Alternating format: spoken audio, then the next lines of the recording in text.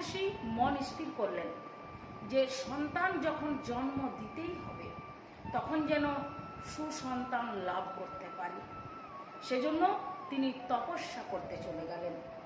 কারণ শাস্ত্রে বলেছেন, পুণ্যম তীর্থে কৃতং যেন তপ কার্পয়তি দুষ্কর্ম তস্য পুত্র ভবেত বৈশ্য সমৃদ্ধি ধার্মিক শুদ্ধি।